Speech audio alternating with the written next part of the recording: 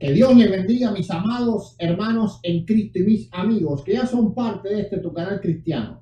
Reflexionesdelpastor.com. Este es el pastor, evangelista y apologista Eduardo Gutiérrez. Y hoy vamos a tratar un tema cardinal y es la sangre de nuestro Señor Jesucristo. El poder que tiene ella y cómo usar este poder en la vida de los cristianos.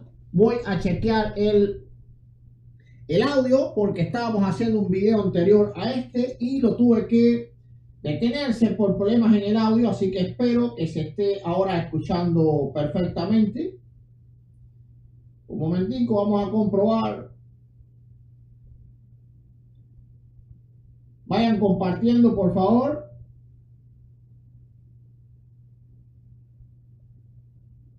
Y lo tuve que detenerse por problemas en el audio, así que espero que se esté ahora. Ok, perfecto. Bueno, ¿por qué hay que hablar de este tema? ¿Por qué hay que hacerlo? Bendito sea el Señor. ¿Por qué hay que hablar de este tema? ¿Por qué hay que hacerlo? De un tiempo hacia acá, ha habido dentro de la iglesia varias corrientes doctrinales que están trabajando fuertemente en contra de la sangre de nuestro Señor Jesucristo. Han trabajado de dos maneras.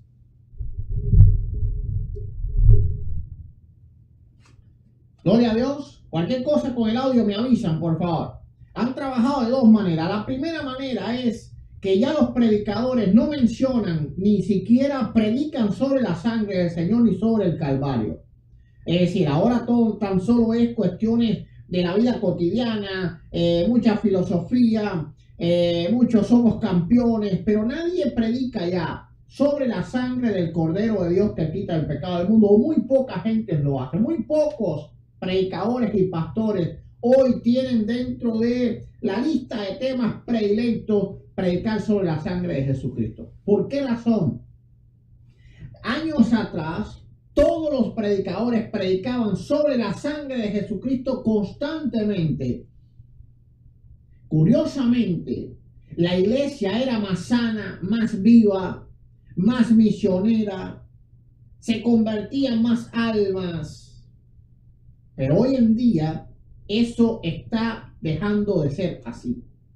De la segunda forma que están atacando la sangre de Jesucristo es decirle a los cristianos que no pueden mencionar la sangre de Jesucristo en sus oraciones porque eso es una doctrina que no es bíblica.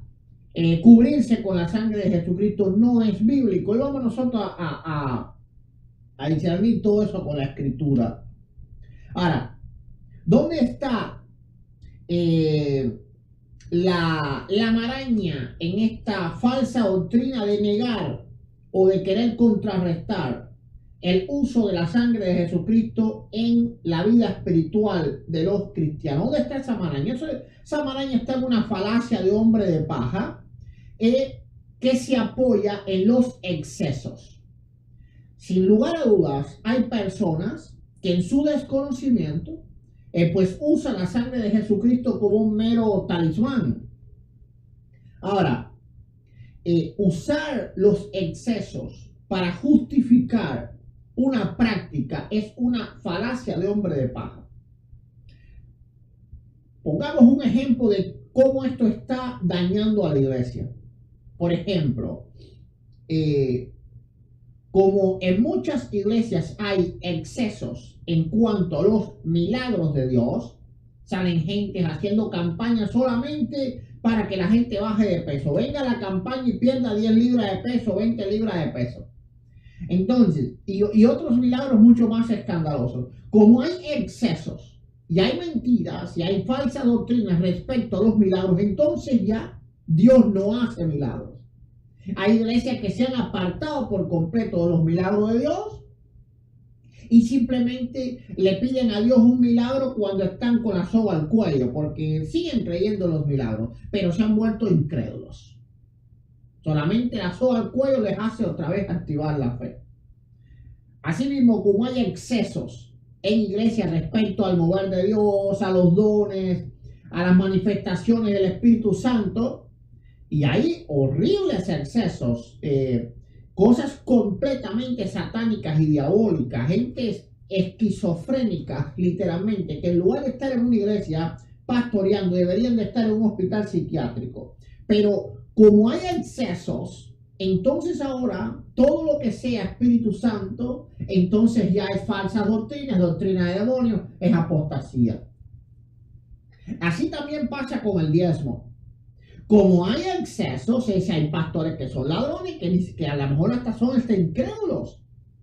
Entonces ahora el diezmo es una doctrina de demonios, a pesar de que todos los que no creen en el diezmo se convirtieron en iglesias construidas en base del diezmo. Se sentaron en bancas compradas o construidas en base al diezmo.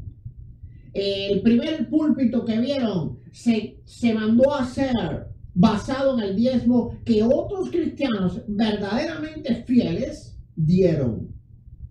Pero ahora ellos que han recogido un evangelio ya hecho, entonces ahora niegan el diezmo y ponen como justificación a los excesos. De esa misma manera, usan los excesos para tratar de fundamentar su ataque en contra de la sangre de Jesucristo. Y si tú, mi hermano, si tú, mi hermana, andas creyendo que la sangre de Jesucristo no debe de ser usada, no debe de ser mencionada, no debe de ser mencionada en oración, te recomiendo que tengas mucho cuidado y que ores mucho por liberación, porque al único que no le gusta la sangre de Jesucristo se llama Satanás, el diablo mentiroso. Ese es el que no le gusta eso. Y se los digo porque pues lo sé de buena tinta. ¿Por qué? Porque como ya saben mucho, tuve un pasado satánico. Y si algo a mí me ayudó, fue exactamente la sangre de Jesucristo. Si algo yo tuve que usar cada día de mi vida, los primeros años de convertido, fue la sangre de Jesucristo. Si algo a mí me dio el poder para vencer todo lo que me rodeaba, fue la sangre de Jesucristo.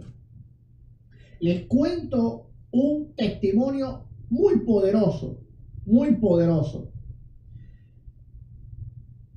Nos habíamos convertido, mi esposa y yo, estábamos a, no sé, tal vez un mes, 2 meses, 3 meses de convertido. Los primeros años fueron atroces, las luchas espirituales.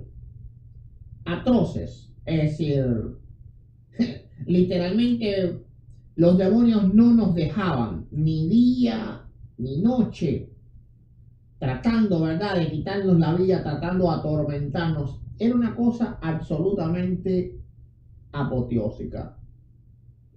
Y clamamos a Dios porque no sabíamos cómo batallar con aquello. No sabíamos cómo batallar con aquello. Y Dios hizo un milagro que está poderoso y se los voy a contar. Un día estábamos simplemente en la casa y de pronto entran 3 hombres. Eran 3 misioneros.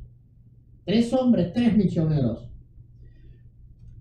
Cuando llegan a la puerta, dice así mismo uno de ellos, íbamos por la esquina, es decir, yo vivía como en el medio de la cuadra, del bloque, no sé cómo le dicen en cada país, cuadra le decimos nosotros, no, en la calle, en la mitad, entre una esquina y la otra. Íbamos pasando por la esquina, yendo hacia abajo, hacia una iglesia donde ellos iban a ir a ministrar, y el Señor nos detuvo en la esquina, y nos dijo que fuéramos y que entráramos a esta casa, que ustedes necesitaban que nosotros oremos por ustedes. Estos 3 misioneros literalmente no eran cubanos. Les sentí la voz que no eran cubanos, literalmente eran venezolanos. Eran 3 misioneros cristianos evangélicos venezolanos que pues los habían invitado a predicar una iglesia. Y ellos decidieron no ir a la iglesia y obedecer la voz de Dios y entrar a mi casa y a orar los 3. Literalmente yo le dije, esta es la respuesta de Dios. Sí, estamos pidiendo ayuda. Y ellos nos pusieron en el medio de la sala de la casa y ahí comenzaron a orar por nosotros, clamando específicamente la sangre de Jesucristo. Y ese día fue un parteaguas para nuestras vidas. Porque a partir de ese día nuestra vida cambió por completo. Es decir, Dios hizo liberación poderosa y la oración de aquellos 3 hermanos era la sangre de Jesucristo. La sangre de Jesucristo, la sangre de Jesucristo. Vamos ahora a ver qué dice la Biblia. Vamos a ver qué dice la Biblia. Se pudiera escribir, yo pudiera escribir un libro entero sobre la sangre de Jesucristo. Porque si vamos a todo lo que encierra la ontología de la sangre de Cristo, si usamos una correcta epistemología para poder entonces discernir todo lo que ella encierra y toda la aplicación que se puede hacer con ella, todo lo que produjo, todo lo que sigue produciendo, literalmente se pudiera escribir 100 libros. Pero bueno, yo no tengo todo el tiempo, esto es un video, y les voy a solamente traer 12 puntos en los cuales la sangre de Jesucristo trabaja en nuestras vidas y en los cuales la sangre de Jesucristo tiene poder en nuestras vidas y en los cuales la sangre de Jesucristo puede ser usada en nuestras vidas. A Dios la gloria. A Dios la gloria. Antes de comenzar, voy a enseñarles el diploma que ya tengo hecho para los que ya han estado los primeros 3 meses en el seminario, que los vamos a estar enviando a sus casas. Luego les digo, voy a ponérselo aquí en pantalla. Gloria sea al Señor. Ahí está, dice el pastor Eduardo Gutiérrez, certifica el nombre, ha completado el primer trimestre del trimestre del Seminario Bíblico para Cristianos Evangélicos, dado en Miami, Florida, 26 de marzo del 2019. Gloria sea al Señor, y va a estar firmado por mí y por mi esposa.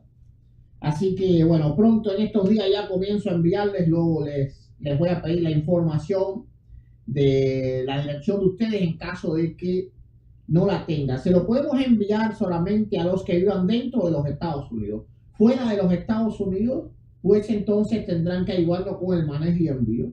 O se los podemos enviar, vamos a decir, en imágenes, en un PDF, y fácilmente lo pueden imprimir. A ver, va a estar firmado, por supuesto, por nosotros y todo. Gloria sea al Señor. Después seguimos hablando de eso. Vamos a seguir en el tema. Vamos a ir ahora a la Escritura y vamos a ver 12 puntos donde la sangre de Jesucristo es muy importante en la vida del cristiano.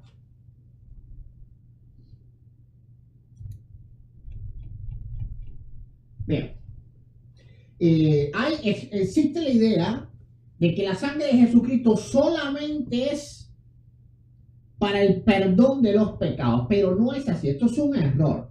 Primeramente, el origen ontológico de la sangre de Jesucristo no es el perdón de los pecados, sino más bien, gloria sea al Señor,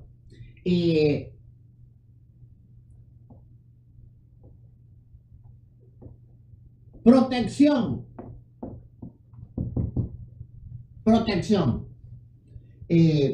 Vamos a entender que en el Antiguo Testamento,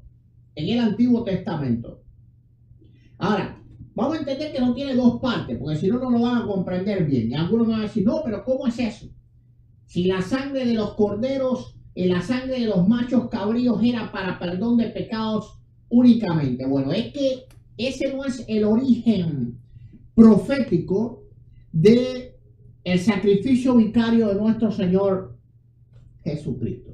El origen profético, vamos a decir así, o lo que era la sombra en el Antiguo Testamento es Éxodo capítulo 12, del 21 al 23, y es cuando el pueblo de Israel está en Egipto y Dios manda al heridor, lo que la Biblia le dice al heridor, algunos que le dicen al ángel de la muerte, diferentes maneras le llaman, la Biblia en Reina Valera lo llama el heridor, a matar a los primogénitos de Egipto.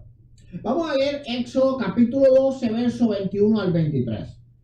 Y Moisés convocó a todos los ancianos y les dijo: sacad y tomaos corderos por vuestra familia y sacrificad la Pascua.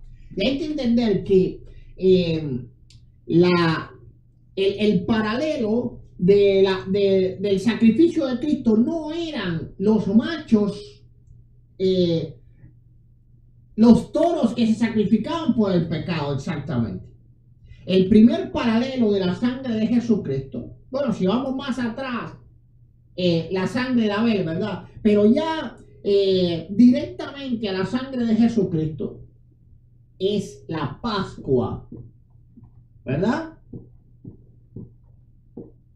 La Pascua. Gloria sea al Señor. Entonces, dice, Moisés convocó a todos los ancianos de Israel y le dijo: sacad y tomaos corderos por vuestras familias y sacrificad la Pascua. Realmente, la Pascua es el paralelo real con el sacrificio de nuestro Señor Jesucristo. Hay que entender algo, y es que el perdón de los pecados no solo encierra la sangre del Señor, encierra otras cosas más, y es también su muerte y su resurrección. Entonces, es decir, esto es un conglomerado de cosas, va a ciertos y determinados pasos, ¿verdad? Ahora, la redención del hombre completa ocurre cuando Jesucristo muere y se levanta de los muertos. En ese momento el hombre entonces es justificado y el hombre entonces es recibido, a los que creen, es recibido como hijos de Dios. Entonces la sangre es tan solo una parte de lo que es el perdón de los pecados. Aunque por supuesto en su sangre tenemos perdón de pecados. ¿Por qué razón? Porque para él morir tuvo que derramar la sangre. Pero el perdón de los pecados encierra otras cosas. Si Jesucristo hubiese derramado la sangre, pero no hubiese muerto, el cordero tenía que morir, ¿verdad? Es decir, el sacrificio por el pecado no bastaba con que haga una cortada al cordero y deja que suelte un poco de sangre y entonces cóselo para que nos sirva para la otra vez. Tenía que morir para que hubiese completa redención. Entonces, el primer paralelismo es la Pascua.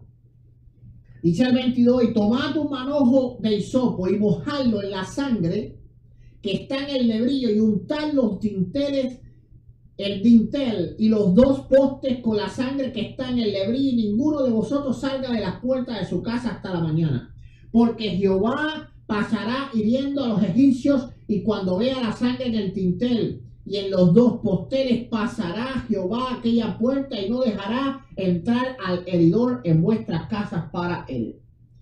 Entonces, el primer paralelo que tiene la sangre de Jesucristo en la Escritura es exactamente proteger. Proteger. ¿Verdad? Proteger. Ahora, vamos a las aplicaciones que ella tiene. Bien, primeramente, número 1, define quién es pueblo y quién no lo es. Define quién es pueblo y quién no lo es. Y eso lo vimos, gloria sea al Señor, en Éxodo 12, 21 al 23. Las casas que tenían la sangre de Jesucristo, es decir, la sangre del Cordero, proféticamente la sangre del Señor, eran pueblo de Dios. Los que no tenían, ojo con esto, que todavía aquí no hay perdón de pecados. Porque como la Biblia dice que en la sangre tenemos perdón de pecados, mira, ya lo hice así, pero tú tienes que ver ontológicamente de dónde provienen todas esas cosas. Y todavía aquí en la Pascua no hay perdón de pecados. Hay literalmente protección. Protección. Y la aplicación número 1 es define quién es pueblo y quién no es pueblo. Es decir, cuando la sangre de Jesucristo está en un cristiano, pues literalmente ese cristiano es un hijo de Dios. Y el heridor no entra a su casa. Y cuando hablo de entrar a su casa, ¿verdad? Estoy hablando en un sentido espiritual, no es que no vayamos que el diablo no puede entrar a nuestra casa porque están protegidas ni nada por el estilo. Estamos hablando de un sentido espiritual todo. Vamos a ver. Hechos capítulo 20, verso 28. Dice: por tanto, mirad por vosotros y por todo el rebaño que el Espíritu Santo os ha puesto por obispos para apacentar la iglesia del Señor, la cual él ganó por su propia sangre. Es decir, la sangre de Jesucristo compra al pueblo. Define quién es pueblo y quién no. ¿Por qué? El paralelismo. Hechos capítulo 12, 21 al 23. Si está la sangre, es pueblo. Si no está la sangre, no es pueblo. Gloria sea al Señor. ¿Amén? Vamos a ver que también nos justifica. Dice Romanos, dice Romanos capítulo 5, verso 9, pues mucho más, estando ya justificados en su sangre, por él seremos salvos de la ira. Voy a marcar aquí con letrita en negro que ya lo dije. Gloria a Dios. Ahora, ¿qué cosa es justificación? Bueno, justificación no es perdón. ¿Por qué? Es decir, si agarramos un solo verso, donde dice la sangre de Jesucristo tenemos perdón de pecados, y decimos, bueno, la sangre de Jesucristo son todo, solamente perdón de pecados, no. También es justificación. Y dice, bueno, una cosa tiene que ver con la otra. Bueno, en la Biblia todo tiene que ver, porque todo reúne el plan de salvación.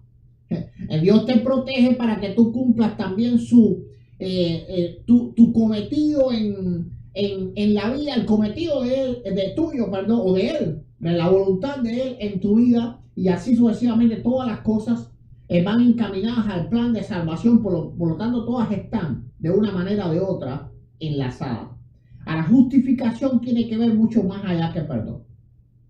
Justificación es literalmente darle la razón a alguien, declararlo justo. Declararlo justo.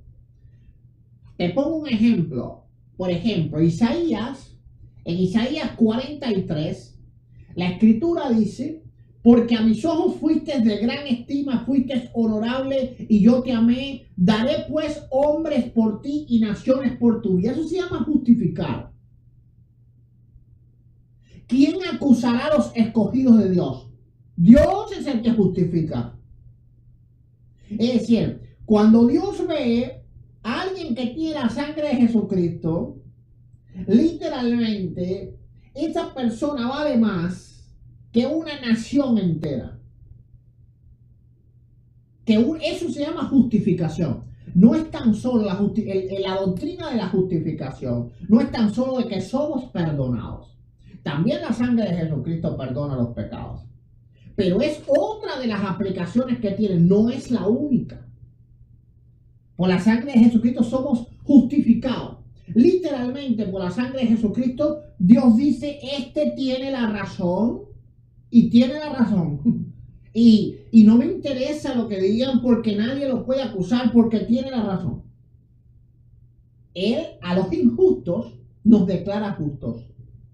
¡Wow! Esa es una aplicación poderosa que nosotros tenemos en la vida diaria de cada día. De cada día necesitamos esa justificación. De cada día.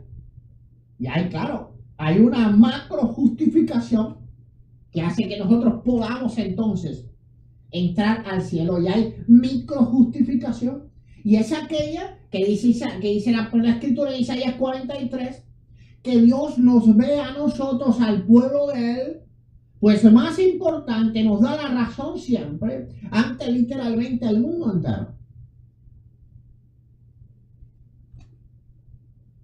Porque a mis ojos fuiste de gran estima, fuiste honorable. Israel no lo era. Eso se llama justificación. Y yo te amé, pues daré hombres por ti y naciones por tu vida. Alabado sea el Señor. Otro punto, nos protege del mal. Bueno, lo vimos en Éxodo capítulo 12, verso 23. Porque Jehová pasará hiriendo a los egipcios, y cuando vea la sangre en el dintel y en los dos postes, pasará Jehová de aquella puerta y no dejará entrar al heridor en vuestras casas para herir. Y hay quien me dice, no, pero eso no tiene que ver porque eso fue, no. Eso es una palabra profética de lo que iba a ser la sangre de Jesucristo. Es decir, esa es la profecía. La Pascua es la profecía del Calvario. Así que hay que tomar la profecía y aplicarla en Jesucristo. Y es claro que aquí no se está hablando de perdón de pecados. Aquí se está hablando de literal protección. Literal. Eso es lo que dice la Escritura. No puedes desechar el origen ontológico de las cosas, es decir, el Antiguo Testamento, para entonces tener la vista muy corta y basarte en un solo verso del Nuevo Testamento.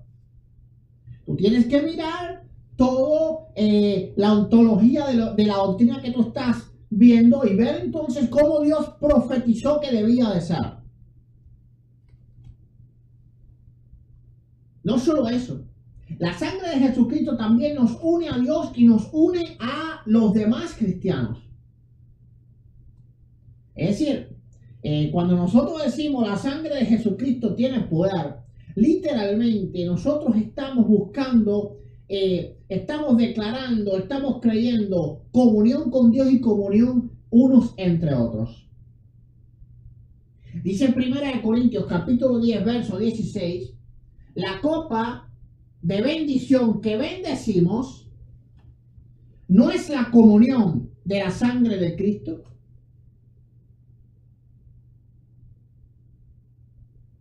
El pan que partimos no es la comunión del cuerpo de Cristo. Comunión significa común unión, literalmente unidad. Es decir, la sangre de Jesucristo nos une a Dios y también nos une a todo el pueblo del Señor. La sangre de Jesucristo, como ya todos saben, perdona los pecados. Efesios 1:7 dice, en quien tenemos redención por su sangre, el perdón de los pecados según las riquezas de su gracia. Y pongan asunto más. Gloria sea al Señor. Es decir, esta es la aplicación de la sangre de Cristo en cual todos están de acuerdo. El problema es que muchos piensan que esa es la única aplicación y eso no es cierto. Ontológicamente, lo primero, recordemos el libro de Job. Recordemos, hay que entender ontológicamente cuál es la vida espiritual. La vida espiritual es esta, en pocas palabras te lo digo. El ser humano está ahí, el diablo lo quiere atacar. Esa es la vida espiritual. Vamos al jardín del Edén, al principio de todas las cosas. Al principio de todas las cosas. El hombre era santo, el hombre era puro, pero estaba desprotegido de los ataques del diablo. Estaba desprotegido. Ahora, cuando vemos a Job, entonces el diablo no podía atacar a Job, porque Dios le había acercado. Le había acercado. Pues ese cerco, todas esas cosas son sombras de lo que iba a venir. Por eso el Señor dijo, en el mundo tendréis aflicción, mas no temáis, yo he vencido al mundo. Yo estaré con vosotros todos los días. Es decir, el Señor nos iba a acercar. ¿Con qué? Con la sangre de Él. Con la sangre de Él. Nos iba a acercar. Y no es con el plasma, porque ahí andan los católicos diciendo, tenemos una gota de la sangre de Cristo. Y mira, la hostia tiene sangre, pura burla. No. Estamos hablando de lo espiritual, de lo místico. De lo místico. Hay que entender que la sangre, dice, no, es que fue dada una vez por todas y para siempre. Sí, pero el problema es que lo dio alguien que es eterno. ¿Verdad? ¿Por qué razón? Porque Jesucristo era hombre, pero también era Dios. Y su cuerpo le siguió perteneciendo después. Entonces, la sangre, esa misma sangre es intemporal. Es decir, aquí está el año 33. Tengo que agarrar otro.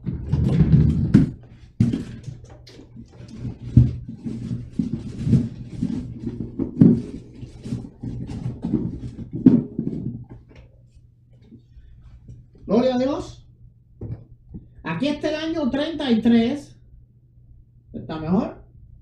El año 33. Y la sangre de Jesucristo tiene poder hacia el pasado. Es decir, ella misma redimió, justificó desde Abel hasta los apóstoles y también hacia el futuro. Llevamos 2000 años y la sangre de Cristo sigue viva. Sigue viva. Así que sí se dio una vez por todas y para siempre, pero su aplicación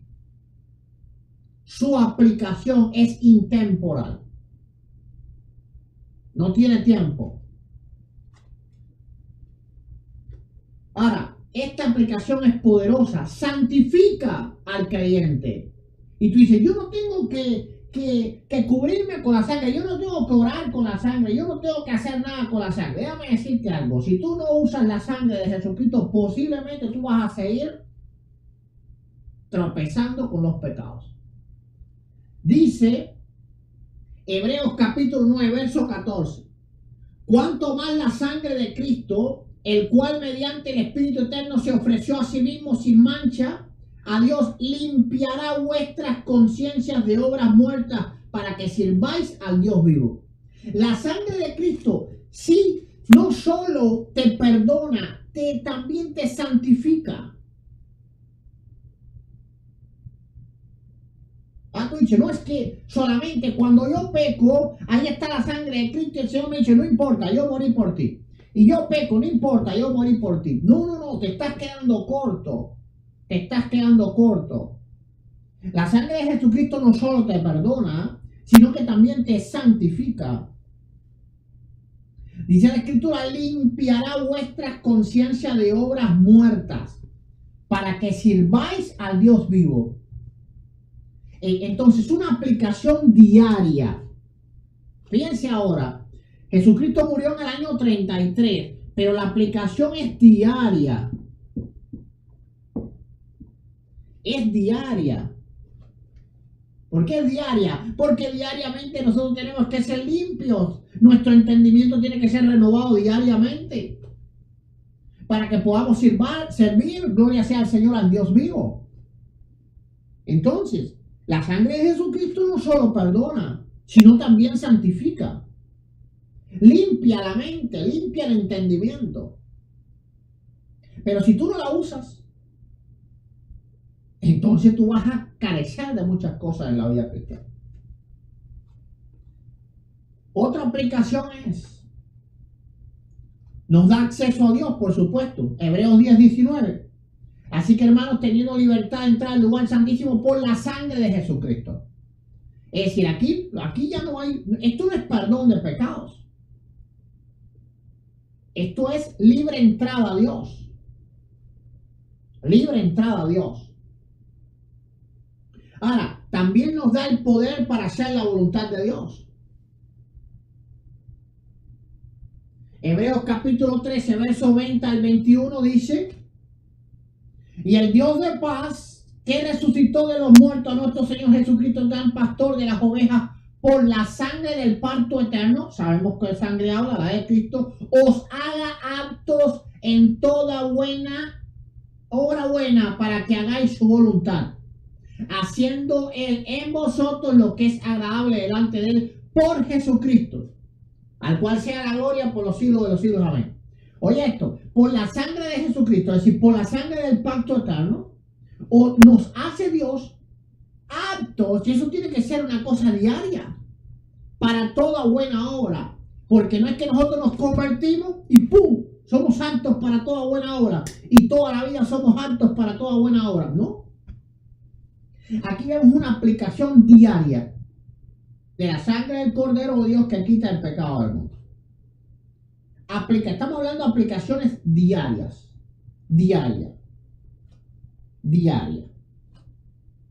No que hoy sí, mañana, no, diaria. Necesitamos la sangre de Jesucristo diariamente. ¿Para qué? Para hacer la voluntad de Dios. ¿Por qué razón? Porque Dios a través de ella nos hace aptos para toda buena obra. Es decir, para hacer su voluntad. Otra aplicación. La sangre de Jesucristo no solo tiene el poder de perdonar antiguos pecados, es decir, cuando nosotros llegamos a los pies de Jesucristo, sí, que acepto como Señor y Salvador, o si yo morí en la cruz, y bueno, Él es perdonado. No, también para los pecados que vienen al porvenir. Sí, sigue estando activa en el presente. Primera de Juan 1:7 dice, pero si andamos en luz, como Él está en luz, tenemos comunión unos con otros y la sangre de Jesucristo nos limpia. Oye eso, que no dice limpió, esto es importante, dice limpia. Nos limpia. Es decir, es una aplicación diaria, aplicación diaria. Nos limpia. Aplicación diaria. Nos limpia, no nos limpió. No dice nos limpió. Dice nos limpia. Aplicación diaria. Ahora, también la sangre de Jesucristo nos otorga poder contra el diablo. Apocalipsis capítulo 12, versos 10 y 11. Entonces oí una gran voz en el cielo que decía, ahora ha venido la salvación, el poder y el reino de nuestro Señor y la autoridad de su Cristo. Porque ha sido lanzado fuera, ojo, el acusador de nuestros hermanos, el cual los acusaba delante de nuestro Dios día y noche. Verso 11. Y ellos le han vencido por medio de la sangre del Cordero y de la palabra del testimonio de ellos y menospreciando sus vidas hasta la muerte. Es decir, aquí hay una prueba irrefutable de que la sangre de Jesucristo no solo es respecto al perdón de los pecados. Dice la Escritura que estos hermanos vencieron al diablo por medio de la sangre. Ahora, sabemos que el que venció al diablo fue Cristo. Lo sabemos. El diablo está vencido en el pasado, así que esto es una victoria diaria del cristiano. Es una victoria diaria del cristiano. Sabemos que el Señor lo venció en la cruz, lo exhibió. Está vencido. Pero sabemos que tenemos una lucha diaria. Y no es contra sangre y carne. Efesios 6. Entonces, la sangre de Jesucristo también nos da poder para vencer al maligno. Por medio de ella. Así que la Biblia está hablando de aplicaciones diarias. Claro, no está hablando de talismanes. Es decir, sin excesos. Pero la Biblia trae múltiples aplicaciones diarias de la sangre de Cristo. Aquí la Biblia no dice, escucha esto, para que no digan, no, pero eso fue porque le perdonó los pecados. Vamos allá. Aquí no dice, y ellos lo han vencido porque Jesucristo les perdonó los pecados de la cruz del Calvario. No. Y ellos le han vencido por medio de la sangre de Cristo. Y ojo con esto, acuérdense esto, que la salvación no incluye tan solo la sangre. Así que aquí no está hablando de salvación Aquí está hablando de una victoria del creyente sobre el maligno, porque la salvación incluye el derramamiento de sangre, la muerte y la resurrección. Es decir, 3 puntos, no solo uno. 3 puntos, no solo uno. Entonces, también nos otorga poder. También nos otorga poder. Gloria sea al Señor. Dice 2 Corintios 13:14. La gracia del Señor Jesucristo, el amor de Dios y la comunión del Espíritu Santo sean con todos vosotros. Amén. Bueno, tú dices, ¿qué tiene que ver eso con la sangre de Cristo? Mucho. ¿Por qué razón? Porque los que están en contra de esto dicen que no, que la sangre de Cristo no tiene una aplicación diaria en la vida del creyente, sino que fue derramada una vez y por todas, y entonces en ella tenemos perdón de los pecados. Vamos a ver que Pablo da algo que también ya fue hecho. La gracia del Señor Jesucristo ya fue derramada. Pero Pablo pide la gracia del Señor Jesucristo, el amor de Dios y la comunión del Espíritu Santo sea con todos vosotros. Eso es una oración. Pablo está orando, clamando la gracia de Dios. La gracia de Dios tiene la misma envergadura que la sangre de Cristo. De hecho, por gracia somos salvos. Y no es de nosotros, porque es un don de Dios. Ya fue dado. Ya fue dado. Pero Pablo, algo que fue dado, lo sigue clamando y lo sigue pidiendo. Pablo, algo que ya fue dado, lo sigue clamando y lo sigue pidiendo. Ya tenemos comunión. Ya Dios nos ama. ¿Quién nos separará del amor de Dios? Romanos 8. Ni la muerte, ni la vida, ni ángeles, ni principados, ni lo presente, ni lo porvenir, ni lo alto, ni lo profundo, ni ninguna otra cosa creada nos podrá separar del amor de Dios que es en Cristo Jesús, Señor nuestro. ¿Cómo pues entonces Pablo ora algo que es imposible que perdamos?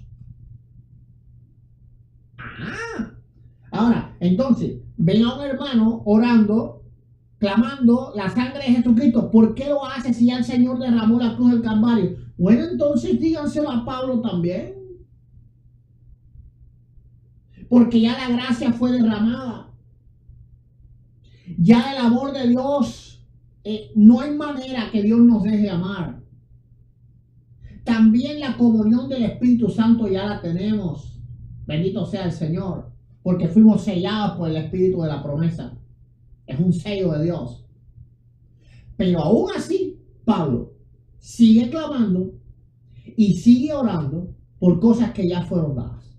Entonces, tanto como la gracia tienen aplicación diaria en la vida del creyente. Señor, derrama sobre mí tu gracia. ¿En qué peco con eso? Bueno, un legalista viene y me dice, ¿cómo es eso? Si eso es un regalo de Dios. Ya Dios te lo dio, Efesios 2:8-9. Díganselo a Pablo. Díganselo a Pablo. Dice el dilema. Bendito sea el Señor. Entonces agarran un versito y entonces ya hacen una doctrina. Tú tienes que estudiar todo de arriba y abajo para entonces tú saber qué cosa está bien y qué cosa está mal. Ahora, eso quiere decir, en alguna forma, que los excesos estén bien. No, en ninguna manera. Pero tú no puedes erradicar algo que es 100% bíblico. La aplicación de la sangre de Jesucristo en la vida diaria del creyente. No solo en el hecho de que Jesús murió y derramó por nosotros y resucitó por nosotros. No, no. En la aplicación diaria en la vida del creyente no puedes negar eso. No puedes negar eso.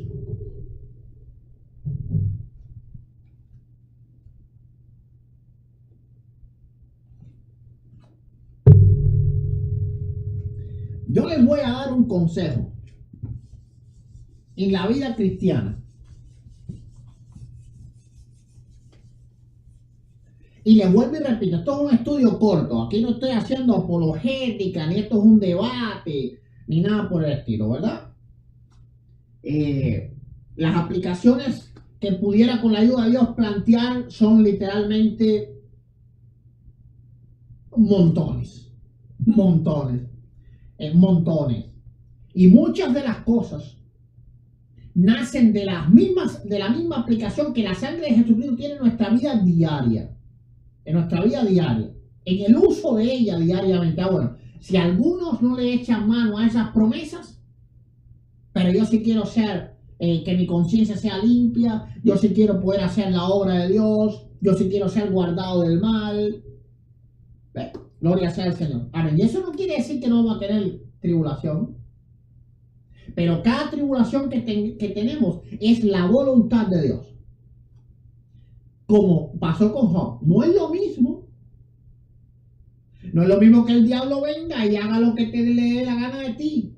Que el diablo tenga que pedirle permiso a Dios. Bueno, es decir, con Pablo se me ha dado un aguijón en la carne. Un mensajero de Satanás. Pero es la voluntad de Dios. Él le pidió a Dios, bástate mi gracia, le dijo el Señor. Había una disposición divina respecto a esa prueba que él estaba viviendo. Los cristianos también se mueren, se enferman, pasan mil cosas. Nadie está hablando de eso. Pero yo quiero que cuando a mí me pase algo, sea mi Padre el que lo permitió. Bendito sea el Señor. Entonces, cuando el heridor pase cerca, yo quiero que él vea siempre la sangre del Cordero de Dios que quita el pecado del mundo en mí, en mi esposa, en mis hijos, en mi casa, en mi ministerio.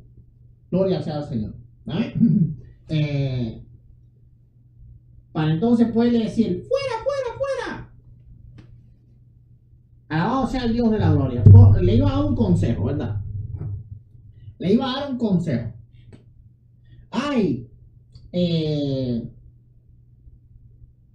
Estos son 4 grupos principales. Hay 4 grupos principales de cristianos. 1, 2, 3 y 4. Yo creo que agarré el que no pinta bien. Sí. 2, 3 y 4. ¿Verdad?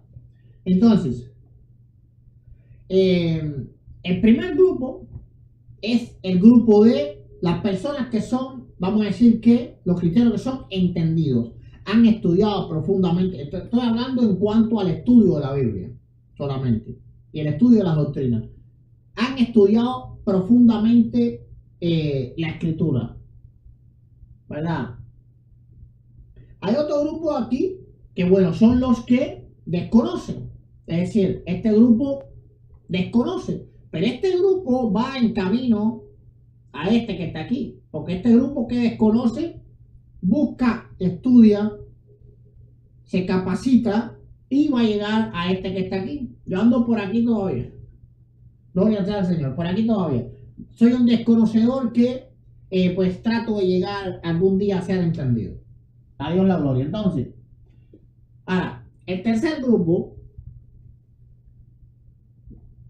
son los indoctos.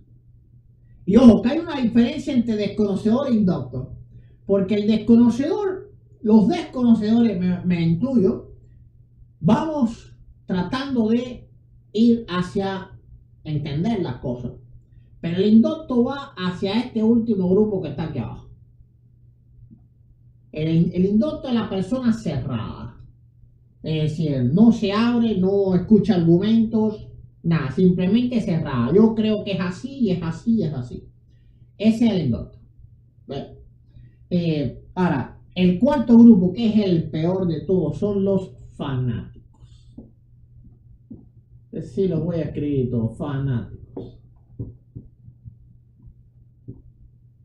Para mí, el peor grupo de cristianos.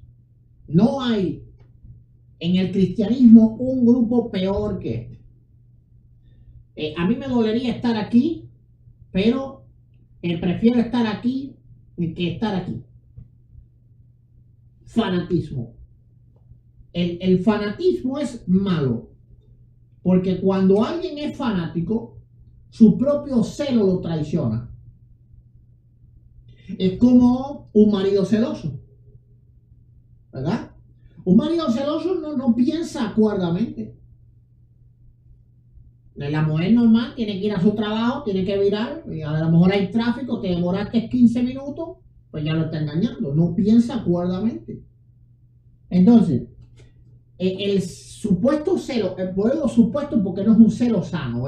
Los de los celos sanos están aquí, mira, estos son los que están con celo sano.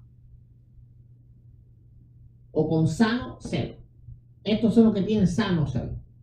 Pero, estamos viendo, ¿verdad? Estamos tratando de ir a que podamos entender todas las cosas. Pero estos que están aquí tienen celos enfermizos. Entonces, cuando ven un exceso, entonces ya lo niegan todo. Y, y no hay quien lo saque de ahí. ¿Por qué no hay quien lo saque de ahí? Porque son fanáticos. Es como los fanáticos del equipo de fútbol. No importa que el equipo de fútbol pierda todos los años, sigue siendo el mejor. Y fue por culpa de los árbitros y se vendieron cualquier cosa, pero siguen siendo los mejores. ¿Por qué? Porque son fanáticos. Son fanáticos. Entonces, cuando hay fanáticos, inmediatamente hay falsa doctrina al momento, porque el fanático no es que sea una persona mala, posiblemente tiene, bueno, posiblemente no, tiene a mejor corazón que este que está aquí, pues este que está aquí es el más duro de todo, el indocto es una persona completamente cerrada. Ahora, este que está aquí es alguien que tiene celo a Dios, pero su celo no es sano, no es sano. Y entonces cualquier cosa que vea, yo he tenido aquí mismo en el canal unos cuantos fanáticos. Por ejemplo, han visto una prédica mía o un estudio, a lo mejor algo que ellos no han estado de acuerdo. ¿Por qué razón? Pues no están de acuerdo en algo. No soy Dios. Como dije, estoy en este grupo, un desconocedor que trato de ir algún día llegar hasta donde están los entendidos. A Dios la gloria. Y por eso, entonces ya me han catalogado de hereje. Me decepcionó, pastor. Me decepcionó. Yo pensaba que usted era de sana doctrina, pero ya es un hereje. Como si, suponiendo que me confundí, si eso habría que entonces entrar a debatir eso, pero no vamos a entrar a debatir eso. Supónganse que tiene razón esa persona. Por cualquier cosa, entonces ya dejan de pensar bien, dejan de analizar las cosas con calma y han salido literalmente han pasado de ser de seguidores del canal comentando todos los videos a enemigos míos, literalmente enemigos, mandándome mensajes por WhatsApp y por Facebook y los he tenido que bloquear literalmente. ¿Por qué? ¿Por qué? Porque ellos no pertenecen a ninguno de estos tres grupos, pertenecen a este grupo que están. No, para mí son los peores. Es decir, completamente los peores. Tienen buen corazón muchas veces, porque tienen celo de Dios, pero son fanáticos. Y el fanático no piensa, es simple. Su celo de Dios no es sano. No es sano. Entonces, cuando tú tienes un celo que no es sano, tú no piensas las cosas coherentemente. Tú no dices, ok, yo soy un ser humano y yo no me las sé todas, yo tengo que ver, ¿verdad? Cómo son las cosas y vamos a ver. No. No me gusta esto y no me gusta nada. Así actúan ellos. No me gusta una cosa, no me gusta nada. Entonces, tal vez no le gusta, como algunos ya se pasan y llegan a los excesos en cuanto a la sangre de Cristo o en cuanto a cualquier otro tema, entonces ya derriban por completo eso. Esto es herejía, eso es catolicismo, eso es esto, eso es lo otro. Bendito sea el Señor. Bueno, espero que les haya gustado el estudio.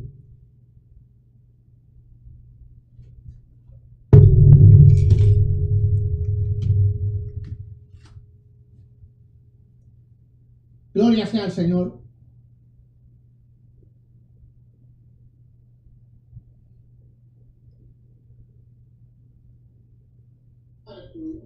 Yo creo que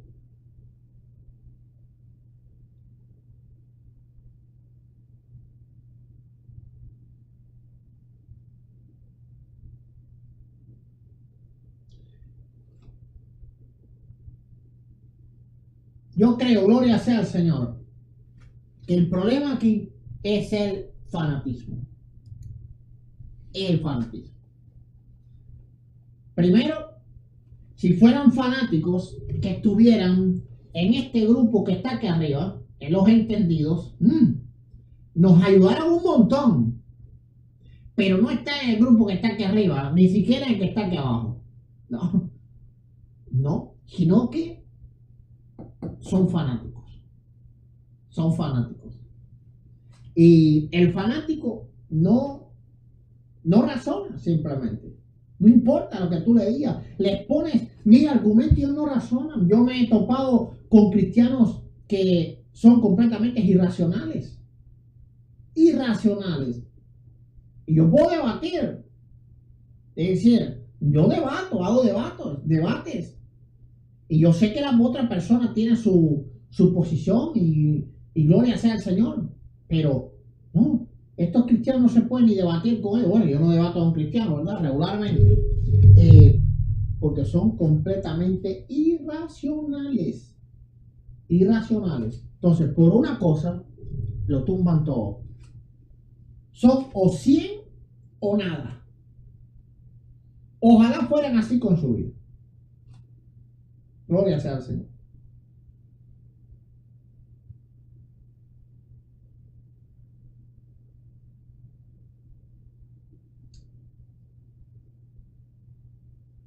Gloria sea al Señor. Entonces, lo que yo quería transmitirles es que no hay ninguna base, ni en la Escritura, ni en el cristianismo, para que el cristiano esté en contra de usar, de clamar en oración a la sangre de Jesucristo, como Pablo clamaba la gracia de Dios y había sido dada, como Pablo clamaba el amor de Dios y había sido dado. Y no hay manera de quitarlo porque lo dice Romanos 8. ¿Me entiendes? Entonces, si algo que ya fue dado, algo que ya recibimos como regalo, algo que ya tenemos, algo que nada nos va a poder separar de él, aún así el gran apóstol oraba por ello, ¿quién es alguien para decir no puedes orar por la sangre de Cristo? Bendito sea el Señor. No.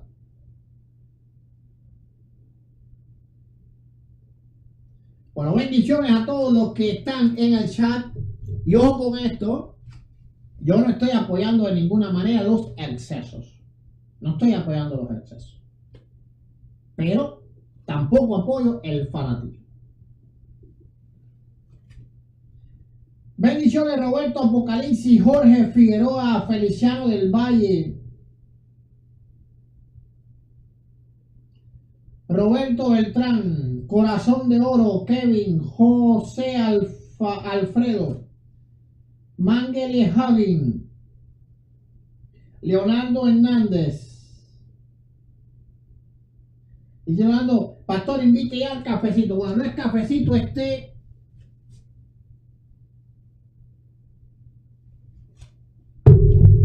gloria sea al Señor, le invito, pero estamos lejos. Todavía no han inventado la comida digital. Roberto Beltrán, Israel Sarazúa, Luis Antonio Evelyn Kirby, Kevin Azul del Cielo, Alabanzas para Cristo, Kevin, Miriam Malverde, Claudia Berenice, Meme Pérez. Si ustedes ven un sermón, buscan en YouTube un sermón de los predicadores de los años 70, esos videos que se ven viejitos ya, va a haber mencionado la sangre de Cristo 40 o 50 veces en el mismo sermón. Si ves un predicador de los de ahora, no. Y la pregunta es, ¿la iglesia ha mejorado o ha empeorado? ¿Ha empeorado? ¿Ha empeorado? ¿Está profetizado? Según caminan los últimos días, ¿qué van a escuchar? ¿Doctrinas del Espíritu Santo? No, doctrinas de demonios. En los últimos días la gente se afianzará, no. En los últimos días apostatarán de la fe. En los últimos días la iglesia se va a llenar de amor, no. En los últimos días muchos se enfriarán. Entonces, según va caminando los días, lo que se vaya practicando es mucho menos confiable. El problema es que son cristianos, que eso es lo que han aprendido. ¿Me entiendes? Es decir, le han enseñado personas que están en este grupo que está ahí.